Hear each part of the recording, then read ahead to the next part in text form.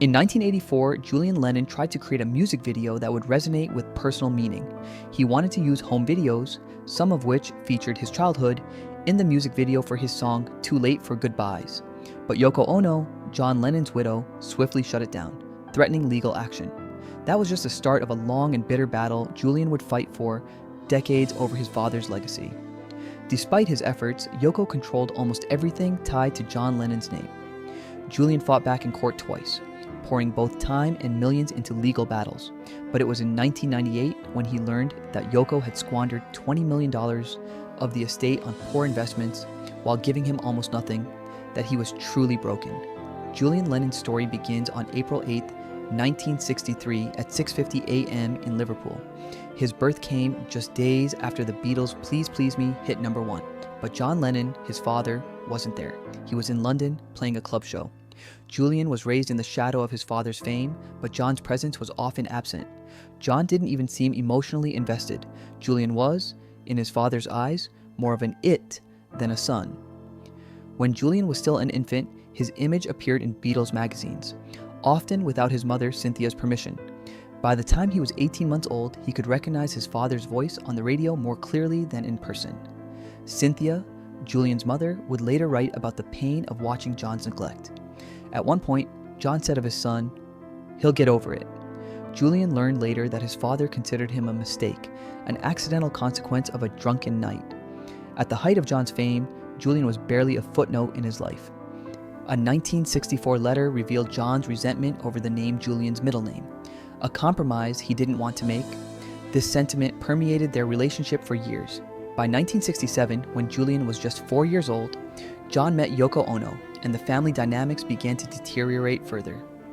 John, already emotionally distant, became obsessed with Yoko, taking frequent calls from her even when he was supposed to be spending time with his family. Their divorce in 1968 marked the end of any substantial relationship between Julian and John.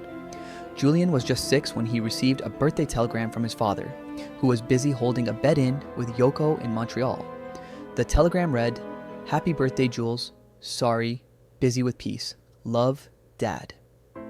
It was the last communication John would send Julian on his birthday. For years, Julian's life seemed to be defined by his father's absence and neglect, both emotionally and physically. When Julian was 17, John gave an interview where he dismissed him as nothing more than a Saturday night thing, while his younger half-brother, Sean, was wanted and loved. This revelation, along with the years of tension, drove Julian to question his father's love and legacy. In 1981, Julian released his debut album, Valot, which captured the sense of isolation he felt in the shadow of his father's fame. Though the album was successful, reaching platinum status and producing the hit single Too Late for Goodbyes, Julian found himself constantly compared to John, criticized for trading on his famous last name. His struggles were not just artistic, but personal. In 1985, after losing his voice on tour, Julian's personal demons came to the surface. His struggles with substance abuse and the crushing weight of his father's legacy led to a series of personal and professional setbacks. Legal battles with Yoko over his inheritance further complicated matters. In 1998, after his second lawsuit against Yoko, Julian discovered that she had squandered $20 million of John's estate. Despite this, Yoko only offered Julian a small fraction of the estate's value. This betrayal, coupled with a life of constant struggle for recognition, finally pushed Julian to withdraw from the music world.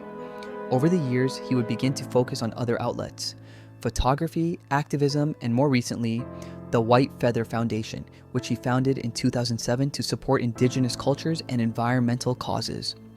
Julian's later years were marked by a shift away from the legacy of the Beatles. He moved away from the music industry, instead focusing on his foundation's work, which included documentaries, charity projects, and even an animated series.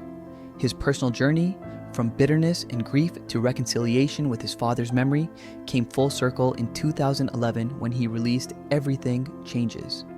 In a quiet act of closure, he embraced his father's legacy while also carving out a path of his own. Julian Lennon's story is a complex one, shaped by a painful relationship with his famous father and years of emotional turmoil. But in recent years, he has found peace, reclaiming his own narrative and stepping into a new role as a philanthropist and artist in his own right.